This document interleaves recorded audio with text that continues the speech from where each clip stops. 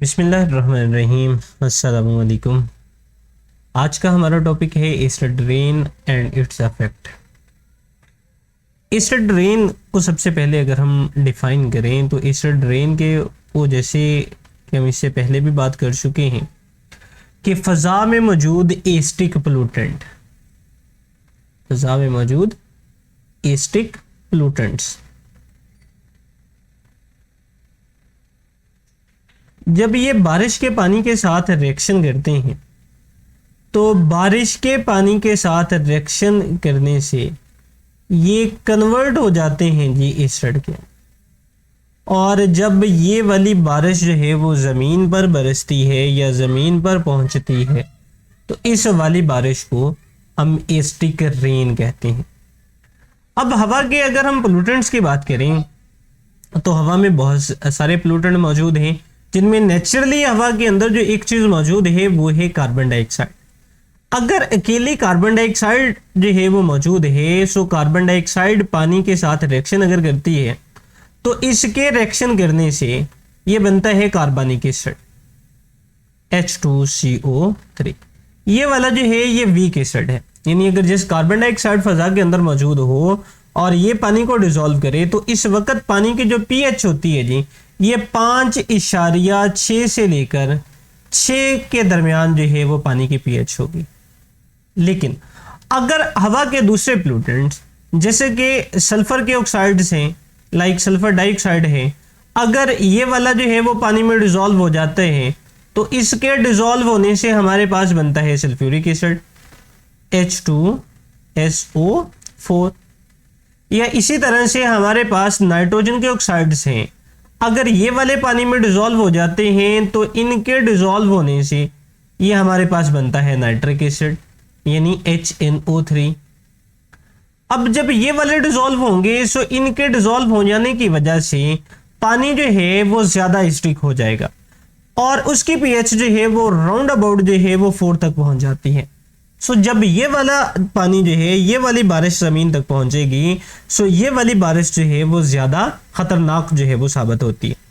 अब इसको एक डायग्राम के ज़रिए हम देख लेते हैं, जो कि हम इससे पहले भी शायद ये डायग्राम जो है वो देख चुके हैं। लाइक आपको ये डायग्राम जो है वो नज़र आ रही है। अब इस डायग्राम में अगर आप देखें तो इस डायग्राम में हमें इस चीज़ के बारे में बताया गया है, लाइक ये हमारे पास जो है ये जितनी भी इंसानी एक्टिविटीज़ जो हैं वो इस एरिया के अंदर हो रही हैं, यानी इंसान घरों के अंदर चला रहा है या फैक्ट्रीज़ के अंदर चल रही हैं या ऑटोमोबाइल्स के ज़रिए जितनी भी ये सारी की सारी जो हैं वो फॉसिल फ्यूल जल रहे हैं। सो यहाँ से क्या होता है जी कि यहाँ से प्रोड्यूस हो रहे हैं नाइट्रोजन डाइऑक्साइड और सल्फर डाइऑक्साइड। ये कहाँ तक पहुँच रहे हैं जी, ये ऊपर तक पहुँच रहे हैं और पानी वेपोरेट होकर पानी के वेपर्स भी फ़ज़ा के अंदर मौजूद हैं।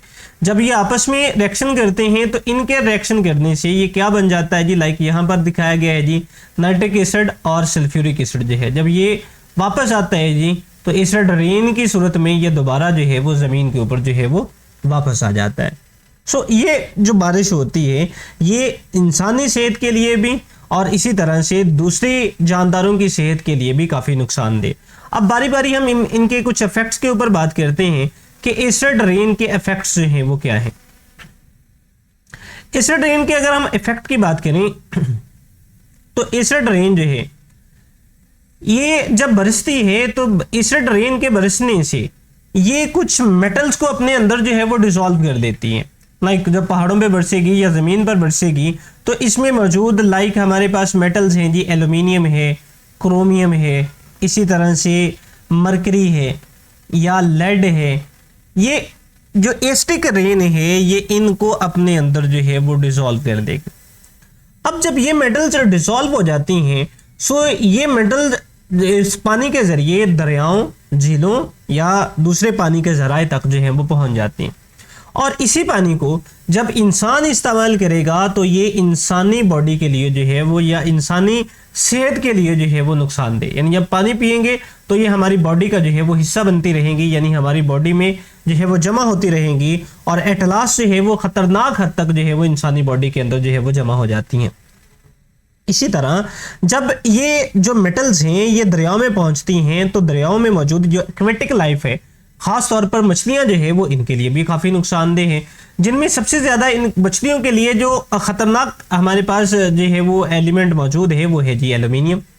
अब एल्यूमिनियम क्या करता है जी, एल्यूमिनियम मछलियों के गिल्स को बंद कर देता है, जिसकी वजह से मछलियों को सांस लेने के अंदर जो है वो प्रॉब्लम पैदा होती है और एट लास्ट जो मछलियां हैं जी वो मर जाती हैं।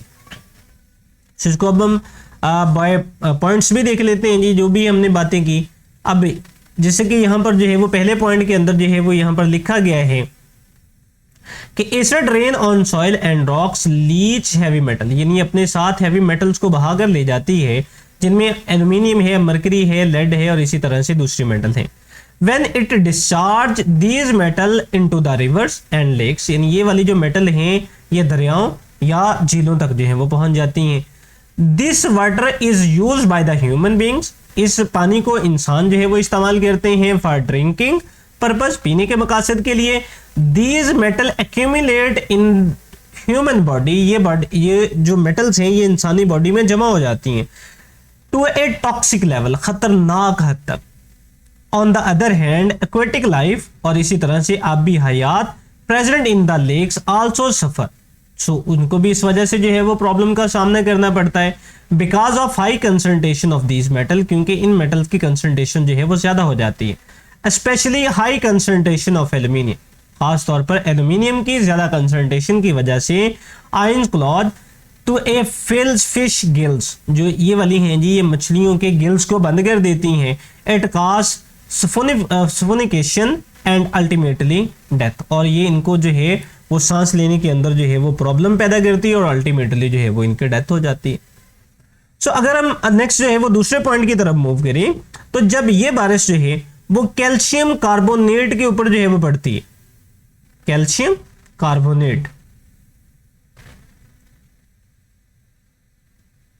कैल्शियम कार्बोनेट, सो ये वाली जो है एसिड रेन जो है वो कैल्शियम कार्बोनेट को डिसॉल्व कर लेती है। अब कैल्शियम कार्बोनेट संगमरमर के जो पत्थर हैं कैल्शियम कार्बोनेट है, मुजस्मे जो है ये भी हमारे पास जो है वो कैल्शियम सल्फेट या कैल्शियम कार्बोनेट के बने होते हैं, इनको भी अपने अंदर डिसॉल्व कर लेती है, जिसकी वजह से इनकी चमक दमक जो है वो खो जाती है, या इनकी चमक दमक के अंदर जो है वो नुमाया कमी जो है वो हो जाती है। सो जिसकी वजह से ये डल जो है वो नजर आते हैं।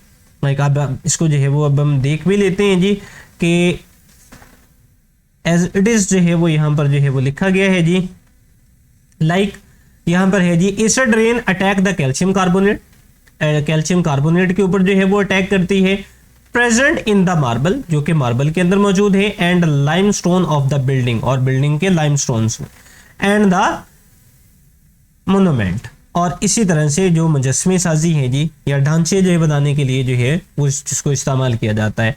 दस दीज बिल्डिंग्स आर गेटिंग डल, जिसकी वजह से ये बिल्डिंग जो है वो डल हो जाती हैं, and eroded day by day, और जिसकी वजह से उनके निशानात जो है वो दिन ब दिन जो है वो मिटते जाते हैं, या उनकी खूबसूरती के अंदर जो है वो दिन ब दिन जो है वो कमी आती जाती है। सो नेक्स्ट पॉइंट की तरफ मूव करते हैं, इनको हम थोड़ा ऊपर की तरफ जो है वो यहां पर जो है वो ले जाते हैं जी। अब नेक्स्ट पॉइंट में जो बात की गई है वो है जी acidity of soil. Next point में बात की गई है जी एसिडिटी ऑफ सॉइल, यानी बारिश जो है वो जमीन की एसिडिटी के अंदर जो है वो इजाफा कर देती है। अब जब जमीन की एसिडिटी के अंदर जो है वो इजाफा हो जाता है, सो पौधों के प्रॉपर ग्रोथ के लिए जो न्यूट्रिएंट्स हैं पौधे उनको जज़ब नहीं कर पाते, जिसकी वजह से पौधों की जो है वो एटलीस्ट डेथ हो जाती है, या पौधे जो है वो मुरझा जाते हैं, या ओवरऑल फूड चेन को जो है वो ये डिस्टर्ब करते हैं। तो यहाँ पर इसको भी जो है वो हम यहाँ पर जो है वो देख लेते हैं जी कि हमारे पास जो है वो यहाँ पर क्या लिखा गया, इसको थोड़ा हम इस तरफ को जो है वो कर लेते हैं जी। So acid rain increase the acidity of the soil, जो एसिड रेन है ये जमीन की एसिडिटी में इजाफा करती है। Many crops and plants can not grow properly in such soil, बहुत से पौधे और जो है वो ऐसी जमीन के अंदर जो है वो ग्रो नहीं कर पाते। It also increase the toxic metal in the soil, ये टॉक्सिक मेटल को भी जो है वो जमीन के अंदर जो है वो उसका भी इजाफा करती है। दैट पॉइजन्स द वेजिटेशन, जो कि सब्जियों के लिए जो है या सब्जियों में जहरीलापन जो है वो पैदा करती हैं। Even old tree is affected due to the acidity of the soil, और इस एसिडिटी की वजह से जो पुराने दरख्त हैं जी वो ज़्यादा मुतासर होते हैं। देयर ग्रोथ इज रिटार्ड, इनकी जो ग्रोथ है, जो नशनुमा है वो रुक जाती है। And they get dry and dull, और ये जो है वो ड्राई एंड डल जो है वो हो जाते हैं। इसी चीज़ को जो है वो नेक्स्ट पॉइंट के अंदर भी जो है वो एक्सप्लेन किया गया है कि ये जो है ये पौधों और पौधों के लिए या दरख्तों के लिए जो है वो नुकसानदेह है और इनकी ग्रोथ को रोक देती है, और दरख्त जो है वो अल्टीमेटली जो है वो इनकी डेथ हो जाती है। जैसे कि नेक्स्ट पॉइंट के अंदर भी अगेन जो है वो इसी तरह की बात की गई है। Acid directly damage the leaf, acid जो है वो डायरेक्टली पौधे के पत्तों को जो है वो तबाह कर देती है of the trees and the plants, दस लिमिटिंग देयर ग्रोथ, जो कि इनकी ग्रोथ को जो है वो मुतासर करती है या एक लिमिट तक रोक देती है। Depending upon the severity of the damage, so इस डिपेंडिंग अपॉन सेवरिटी यानी उसकी कितनी शिद्दत है जी उसके नुकसान पहुंचाने की, plant growth can be hampered, और जो पौधों की नशनुमा है जी वो रुक जाती है। Plants capability to resist the cold or diseases reduce and ultimately die, और पौधों की जो ठंडक को बर्दाश्त करने की या बीमारियों के खिलाफ रेजिस्ट करने की सलाहियत है वो कम हो जाती है और अल्टीमेटली जो है वो पौधे मर जाते हैं। इसको जो है वो हमें एक डायग्राम के जरिए जो है वो देख लेते हैं जी कि पौधे जो है वो मुरझाने के बाद जो है इनकी डेथ के बाद जो है वो किस तरह से हो जाते हैं। सो ये एक डायग्राम जो है वो यहाँ पर जो है वो हम शो कर रहे हैं जी। सो इस डायग्राम में आप देख सकते हैं जी एसिड रेन की वजह से जो है वो पौधे इस तरह से मुरझा जाते हैं या अल्टीमेटली जो है वो मर जाते हैं। सो ये था जी आज का हमारा टॉपिक, जिसमें हमने डिटेल डिस्कशन की एसिड रेन के ऊपर और इसके इफेक्ट्स के ऊपर। हम उम्मीद करते हैं जी कि आपको आज का लेक्चर जो है वो समझ आया होगा। अगर आपका इससे रिलेटेड कोई भी सवाल है तो आप हमें कमेंट बॉक्स में आकर जो है वो पूछ सकते हैं। एज सून एज पॉसिबल इंशाल्लाह हम आपको जो है वो उसका जवाब देने की ज़रूर कोशिश करेंगे। इसके साथ ही हमें इजाज़त दें। अल्लाह हाफिज़।